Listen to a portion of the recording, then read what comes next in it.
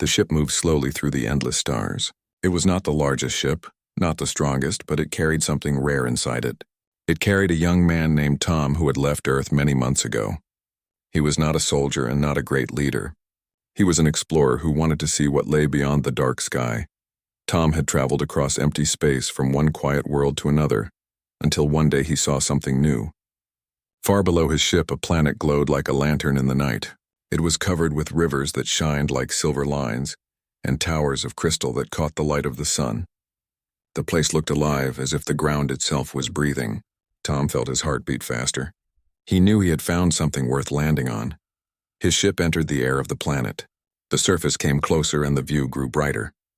Great fields of glowing plants stretched far and wide. The towers rose high above the ground, each shaped like glass grown from the soil. Small figures moved across bridges and paths.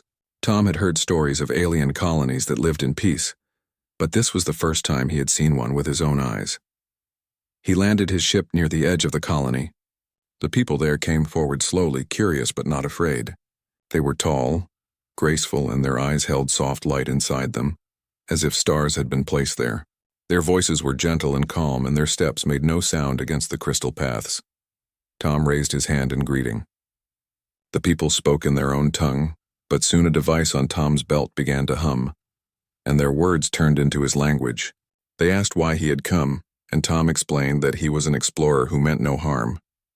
He wished only to learn, to share stories, and to walk among their shining world. The leaders of the colony agreed to let him stay. They gave him a small place to rest and food from their glowing gardens. Tom thanked them with deep respect, but in his heart he wondered if he would only remain a stranger here. The people were kind, yet they watched him carefully as if waiting to see what he might do. As days passed, Tom walked through the colony. He saw children laugh under the crystal trees, workers gather bright stones that pulsed with energy, and singers raise voices that made the air itself vibrate with music. Everything felt like a dream. Yet even with all these wonders, his eyes kept searching for something else. One evening, as the twin moons rose above the colony, Tom saw her. She was standing by a quiet river that glowed blue in the night. She was not like the others who moved in groups or spoke in long tones. She stood alone, watching the water flow. Her eyes reflected the light of the moons, and her hands touched the air as if feeling something unseen. Her name, Tom would later learn, was Mira. At that moment, she was just a figure of calm silence. But something about her made Tom stop walking. He felt as if the world had become still, and only the sound of the river filled the night. Tom approached slowly. He greeted her, but she did not reply at once. She turned her head and studied him with careful eyes. Her voice, when it came, was soft and short. She said she knew he was the human traveler. She asked if he found their world beautiful. Tom answered that he had never seen anything so bright. He told her the rivers reminded him of stars flowing on the ground, and the towers looked like frozen light. Mira listened but said nothing more. She returned her gaze to the river, leaving Tom unsure if he should stay or walk away. Still, Tom did not leave. He stood near her, and for a time they both remained quiet. The river carried its glow past them, and the moons climbed higher. At last, Tom reached into the small bag he always carried. Inside it, pressed carefully between sheets of clear paper, was something he had kept since leaving Earth. It was a flower. The flower was not large or rare on Earth, but it was precious to Tom. It had bright red petals that spread outward like fire, and a green stem that held strong even after months of travel. He had brought it as a reminder of home, a piece of Earth to hold close in the cold of space. Tom looked at the flower, and then at Mira. He felt a sudden urge, one he could not explain. Slowly he held the flower out to her. Mira turned her head again and saw what he offered. Her eyes widened slightly. She had never seen such a thing before. Her people did not grow flowers. They grew crystals and light plants, but never something so soft and fragile. She reached forward carefully, as if the flower might vanish if touched. Her fingers brushed the petals and she drew in a small breath. Tom smiled and placed the flower fully in her hands. Mira held it with care, her gaze fixed on it as though it carried a secret she had long searched for.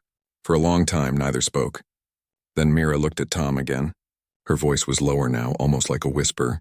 She said the gift was strange yet beautiful, and she would keep it safe. That night, Tom returned to his resting place, but his thoughts stayed with Mira. He had given her a simple flower, nothing more, yet he felt that act had opened a door. He wondered if she would think of him again, or if she would forget him when morning came. Mira, on her side, sat by the river long after Tom left. She held the flower close, turning it slowly in her hands. She had seen countless crystals shine and countless rivers glow, but never had she held something alive that carried warmth without light. It was small, yet it seemed to hold a piece of another world inside it. The colony continued its calm life, but for Tom and Mira, something had begun. A thread had been tied between them, quiet and unseen, yet strong enough to change the days to come, and so, the story of a human traveler and an alien girl began with a flower offered under twin moons, beside a river of light. The days after Tom gave Mira the flower moved slowly but with quiet meaning. The colony welcomed Tom as a guest, yet many of the people still kept their distance. They were polite, but they looked at him with cautious eyes. He was, after all, a human, and humans were known as wanderers across the stars. They came, they left, and they often carried change with them. Tom did not mind the careful looks. He had seen many strange faces in his travels. What mattered to him now was that one person in this shining colony had accepted his gift.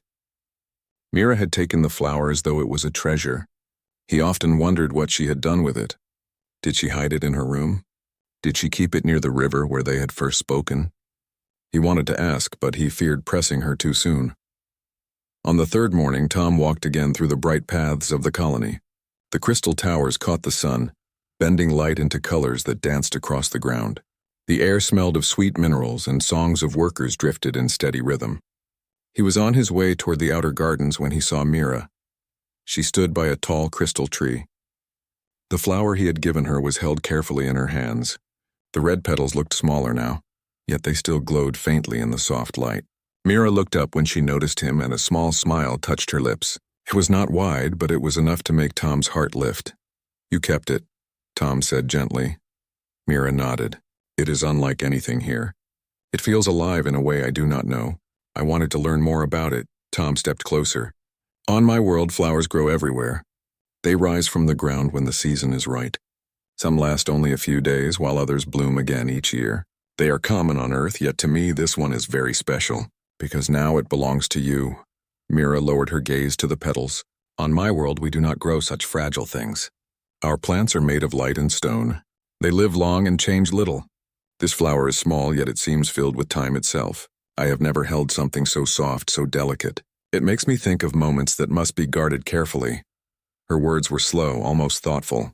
Tom listened with interest, realizing that something so ordinary to him had opened a new way of seeing for her. He wanted to show her more, to tell her of rain, of forests full of green, of oceans that stretched without end. And so that morning, Tom began to share stories of Earth. He spoke of the sound of falling water from high cliffs, of wind that carried the smell of grass, of birds that filled the air with endless song. Mira listened with her eyes fixed on him, as if each word painted a picture before her. She asked questions in her quiet voice, and Tom answered with care. In return, Mira led Tom to places he had not yet seen. She showed him hidden gardens where glowing vines crept along crystal walls. She guided him to caverns where strange fish with silver scales swam through dark streams. She even took him to a hill at the edge of the colony, where both suns set at once, painting the sky with fire and gold. Each time they walked together, Tom felt the bond grow stronger. He noticed how Mira's steps slowed when he was near, and how her eyes softened when he spoke. She was still quiet, but in her silence there was trust. The people of the colony began to notice. Children whispered when they saw the human walking with Mira. Some laughed with curiosity while others frowned. The elders watched more closely, their faces calm but thoughtful. They had seen many visitors before, yet never had one been so close to one of their own. One evening, as the moons rose again, Mira and Tom sat by the glowing river where they had first met. Mira held the flower beside her, its petals dimmer now yet still intact. She placed it on the water and it floated gently, carried by the current. "Do you miss your home?" Mira asked softly. Tom thought for a moment. "I miss some things, yes. I miss the sound of rain on the roof of my old house. I miss the way the trees looked in autumn when their leaves turned red and gold.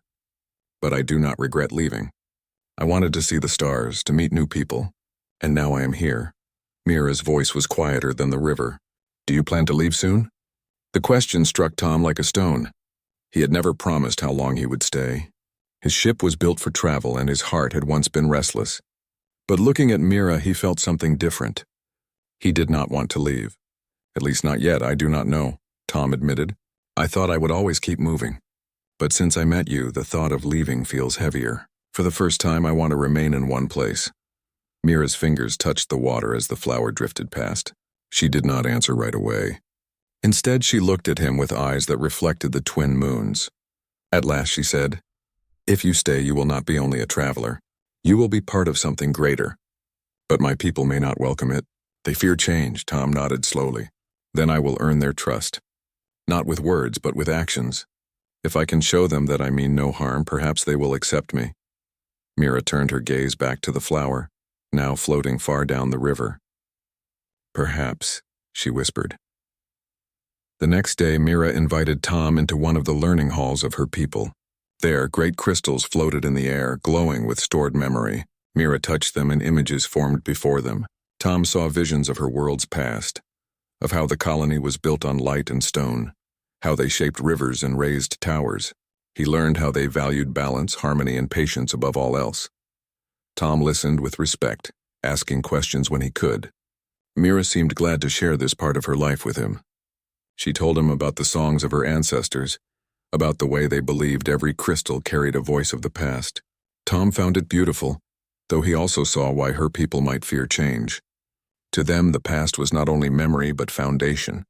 To disturb it was to disturb the balance of all things. Still, Tom felt that change was not always loss.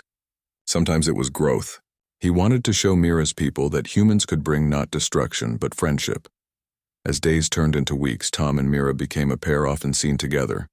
He helped her gather glowing fruit from the gardens. She showed him how to read the flow of energy in the crystals. At night, they returned to the river, where they sat in silence or shared stories of worlds both known and unknown. The bond between them grew stronger, though neither spoke aloud what their hearts already felt. Mira kept the flower safe even as it dried, placing it inside a small clear crystal box. Tom noticed and felt a quiet joy. To him, the flower had been a small gift, but to her it had become a symbol of trust. Yet not all were pleased. Among the elders, concern began to rise. They whispered that Mira was drifting too close to the human, that her trust might blind her to danger. Some said humans were not meant to stay, that they always moved on and left others behind. Others feared that Tom's presence would upset the balance they had kept for centuries. But Mira did not let their whispers change her heart. She continued to walk with Tom, to listen to him and to share her world with him. For the first time in her life, she felt truly seen. And for Tom, every step beside Mira made him feel less like a traveler and more like a man who had finally found where he belonged. The bond that began with a flower had grown into something neither of them could deny. What began as curiosity was now trust. What began as silence was now shared understanding. And what began under the moons by the river was leading them both toward a future that neither had expected. But the days ahead would not be easy. Already the whispers of doubt were growing louder, and soon both Tom and Mira would face the weight of choice, not only for themselves, but for all who watched them. The bond between Tom and Mira was no longer a secret. Wherever they walked, eyes followed them. Children still whispered with curiosity, but now even the elders stopped to watch. Their faces showed calm on the surface, but Tom could feel the weight of their judgment. He tried to remain respectful. He spoke politely when greeted. He kept his movements careful, and he never touched what was not his. Yet still he could sense the unease growing around him. Some saw his presence as harmless, but others saw danger in it. Tom was not blind to this. He had traveled many worlds and learned that trust was not given quickly. Still, he had not expected his simple bond with Mira to stir such concern. Every time he looked at her, though, he felt it was worth the risk. He could not let whispers keep them apart. One evening, while Tom and Mira sat near the glowing river, an elder approached them. The elder's name was Raylan, a tall figure whose eyes carried the light of many years. His voice was slow, deep, and carried the weight of authority. "Mira," Raylan said, "you are often seen with this human. Do you not remember the teachings of our ancestors? We are meant to live in balance with what we know. This man comes from far away. He does not belong here. Mira lowered her eyes but did not let go of her calm. He brings no harm. He listens, he learns, and he respects our ways. Raylan's gaze turned to Tom.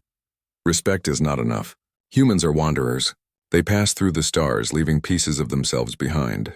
Will you remain human? Or will you leave her when your heart grows restless? The question struck Tom like an arrow. He wanted to answer quickly, but he paused. His life had always been about moving on.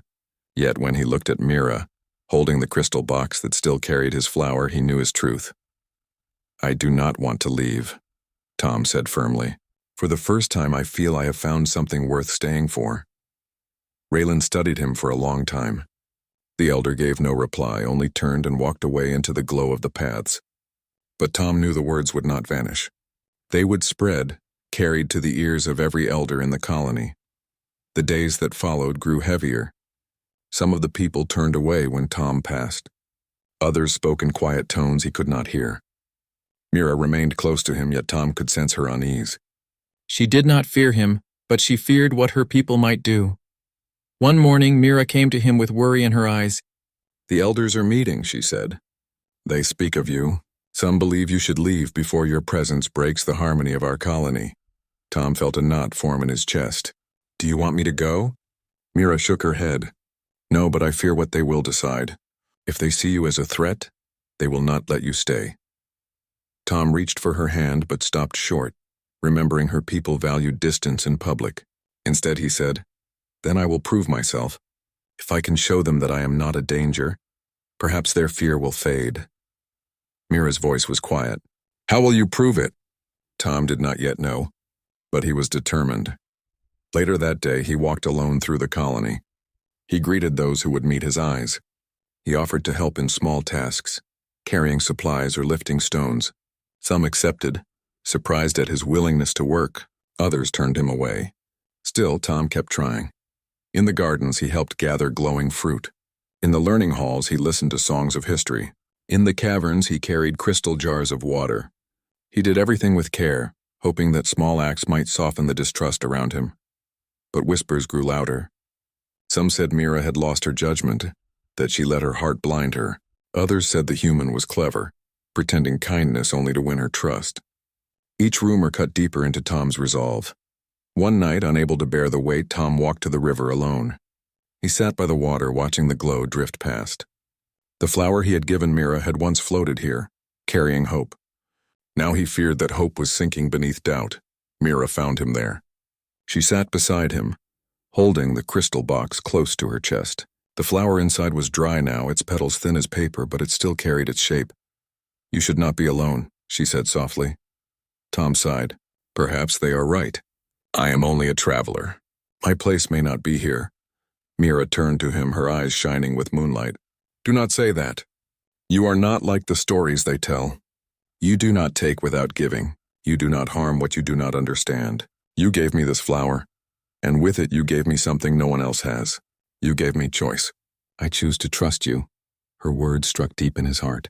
He had faced dangers before on distant worlds, but never had he faced something like this, being judged unworthy of staying. Mira's trust was the only light keeping him strong. The next day, the elders called for a gathering.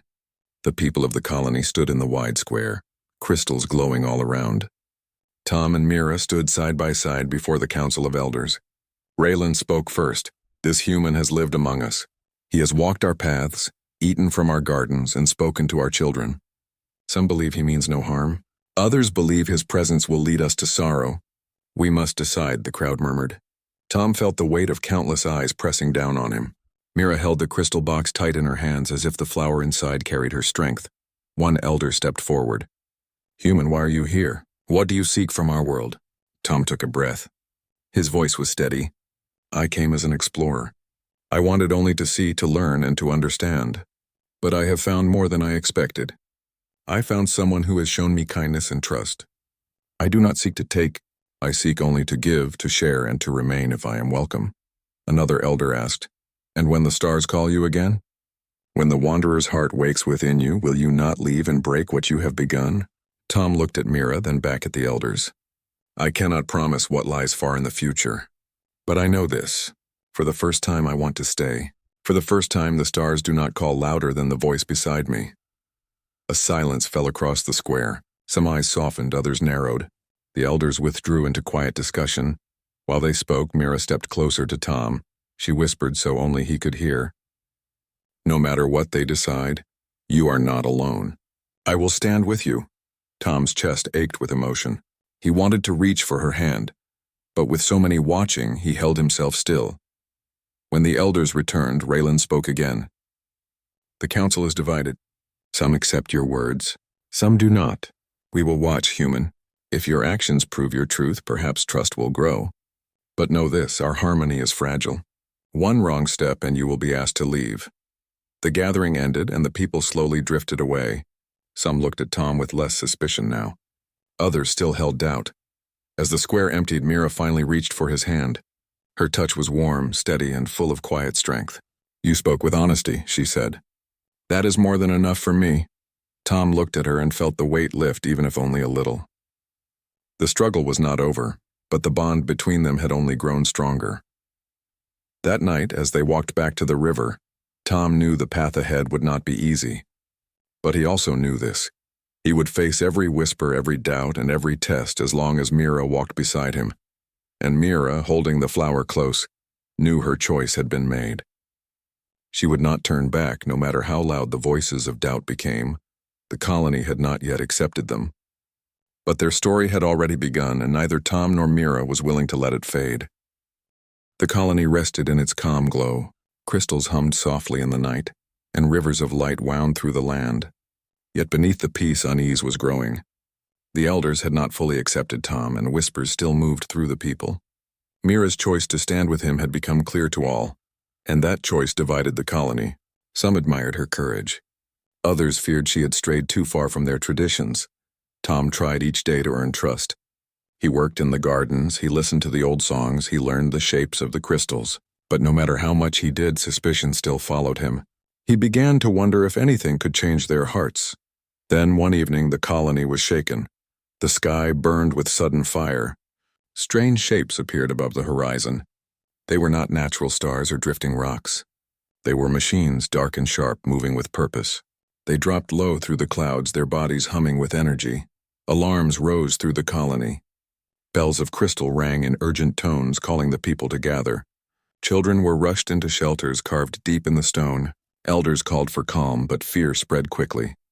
Tom stood on one of the crystal bridges when he first saw the machines. His eyes narrowed as memories returned of other worlds, other colonies that had faced raiders. He had seen the same designs before, machines built by an enemy people who harvested energy without care. These were not visitors. They were thieves. Mira ran to him, her face pale in the glow. They are outsiders, she said. They come for our crystals. They will strip our rivers and leave us broken. Tom clenched his fists. Then we must stop them. But already the elders were speaking. Raylan's voice echoed across the square. Do not strike without thought. We must remain calm. If we anger them, they may bring greater harm. The people gathered, uncertain. Some wanted to fight. Others wanted to hide. The colony had not faced a threat in many years. Their harmony had kept them safe, but now that harmony was being tested. Tom stepped forward. Listen to me. I know these machines. They are not here to talk. They are here to take. If you do nothing, they will drain your crystals until nothing remains. You must act. The elders turned their eyes to him. Suspicion still colored their gazes. One asked, and why should we trust the word of a human who has been among us for only a short time? Tom stood tall. Because I have seen this before. On other worlds, I watched these machines tear apart what people loved. I know their patterns. I know their weakness. If you let me, I will fight beside you. But if you do nothing, you will lose everything. The crowd stirred. Some looked at him with hope. Others shook their heads. Mira stepped close to Tom and raised her voice. I believe him. He has no reason to lie. He has given me trust and I give it back to him. If you do not listen, we will fall. The words of Mira carried weight. She was young, but she was respected. Still, the elders hesitated. At that moment, the machines struck. Beams of energy shot downward, cutting into the fields. Crystals cracked and shattered, glowing dust rising into the air. People screamed and scattered. The colony's peace was broken. There was no more time for debate. Tom acted quickly. He ran to the edge of the square, pulling a small device from his belt. It was not a weapon, but a scanner he used during his travels. He aimed it toward the machines, reading their signals. Mira followed him, her steps fast despite the danger. "What do you see?" she asked. Tom's eyes moved across the screen. "They are drawing power from your rivers. But their shields are weak when they are feeding. If we strike the right points, we can stop them." Mira's hands tightened around her crystal box. Inside, the flower still lay dry and fragile. She placed it carefully on the ground, then stood tall. "Tell me what to do." Together, they ran to the defenders of the colony. The people carried tools that were not built for war but could still channel energy.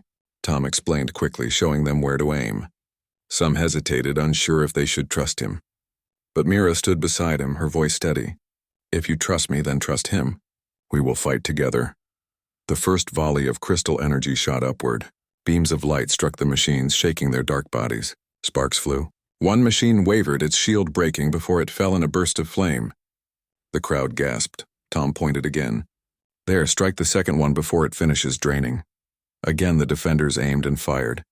The second machine shook, sparks tearing across its frame before it too fell from the sky. Hope surged through the colony. For the first time they saw the enemy could be stopped. But more machines appeared, larger and stronger. They roared as they dove, releasing swarms of smaller drones that cut through the air. The defenders faltered, their beams scattered. Fear returned. Tom knew they could not last in open battle. He grabbed Mira's arm. "We must hit their main ship. If we destroy the core, the others will fall." Mira's eyes widened. "That is madness." "It is too strong." Tom's voice was firm. "It is the only way." Together they ran through the colony, avoiding blasts that struck towers and paths. They reached the edge of the river where the main current flowed brightest. The enemy ship hovered above, pulling the light into its core. Its shields glowed with energy, but Tom saw the weakness. He turned to Mira. "If we overload the river here, the energy will surge back into their core. It will burn them from the inside." Mira looked at the river, then at him. Her hands shook, but she nodded. "Show me how." They worked quickly, placing crystal rods into the water and linking them with Tom's device. Energy hummed louder and louder, the river glowing like fire. The machines sensed the danger and turned their guns toward them. Beams of heat cut the air. Tom pushed Mira behind a stone wall, shielding her with his body.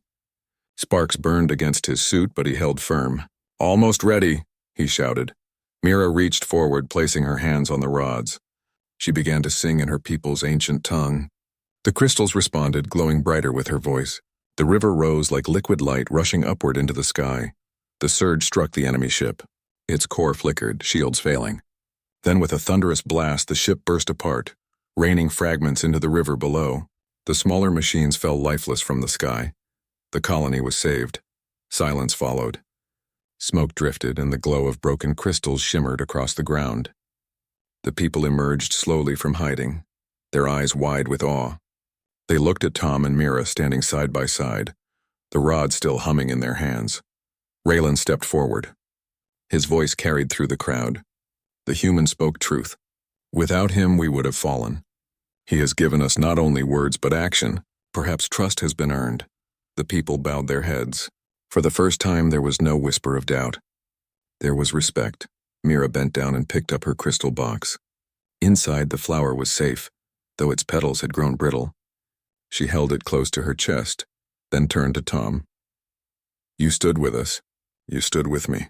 Tom met her eyes. "And I always will." The crowd began to cheer, their voices rising in song. For generations they had lived in peace, but now they had fought and survived. And at the heart of that survival was a human and an alien girl who had chosen to trust one another. The bond between Tom and Mira was no longer a secret or a source of doubt. It was a symbol. A human had proven his place not through promises but through courage. And though the colony was safe for now, both knew the future held more challenges. The machines had been defeated, but others might come. Yet whatever trials lay ahead, they would face them together. That night, under the twin moons, Mira held Tom's hand for the first time. She whispered, "I was waiting for this." The next morning after the great battle, the colony was alive with both joy and sorrow. Joy, because they had survived. Sorrow, because many homes were damaged and some fields were lost. Smoke rose from the broken towers and cracked crystals lay scattered on the ground. But the people were safe, and that was enough to bring hope. Tom walked through the colony beside Mira, helping where he could. He carried heavy stones, lifted broken beams, and fetched clean water from the river. Mira guided him, speaking with families, giving them comfort and reminding them they were not alone. Wherever Tom went, people looked at him differently. No longer did they whisper doubt. No longer did they call him stranger.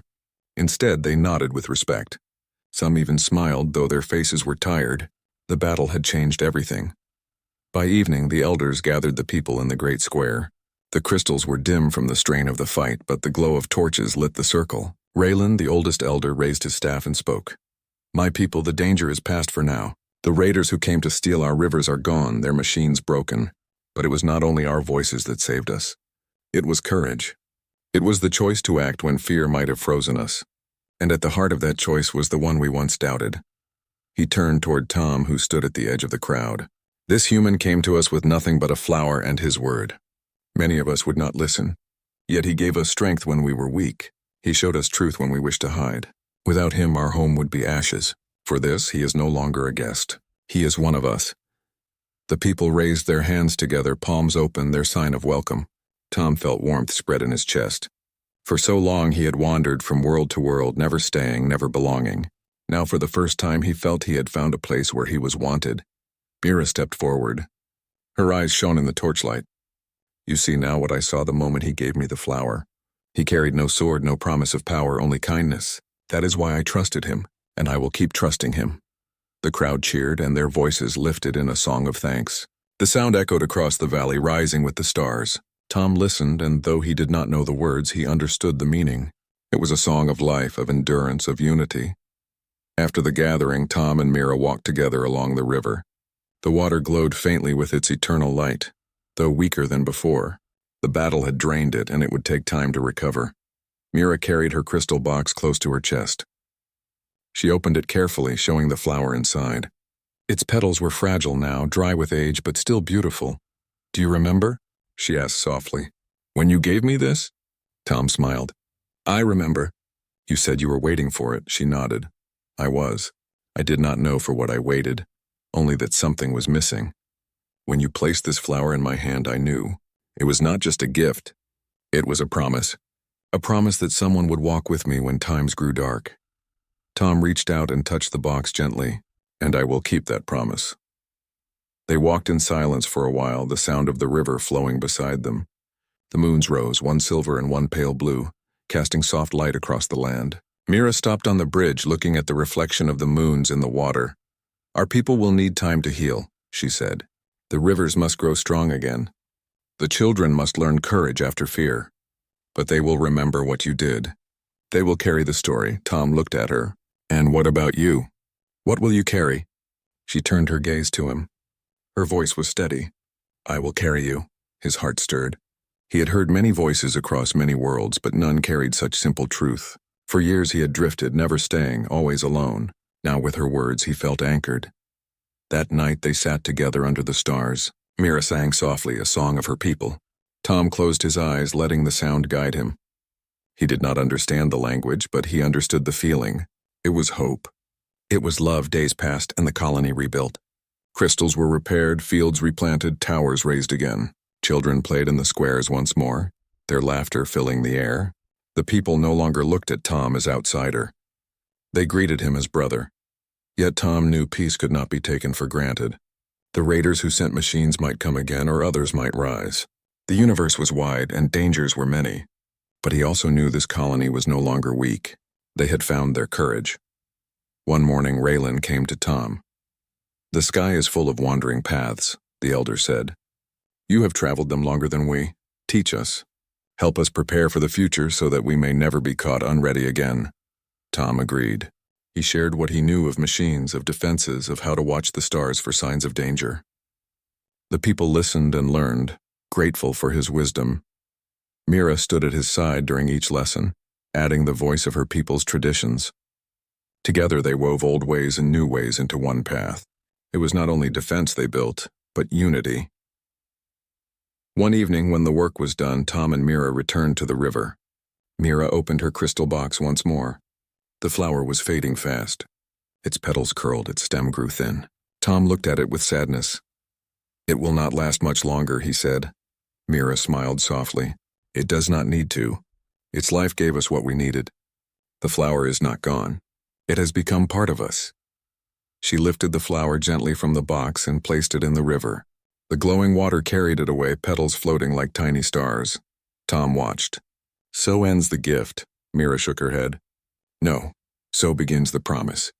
She took his hand and held it firmly. "You gave me this flower, and with it you gave me yourself. That cannot fade." Tom's eyes met hers. "Then I will stay. No more wandering. No more searching. My place is here with you." The river carried the last of the petals out of sight, but the light in Mira's eyes remained. She leaned her head against his shoulder, and together they watched the stars. In the days that followed, Tom planted new seeds along the riverbank.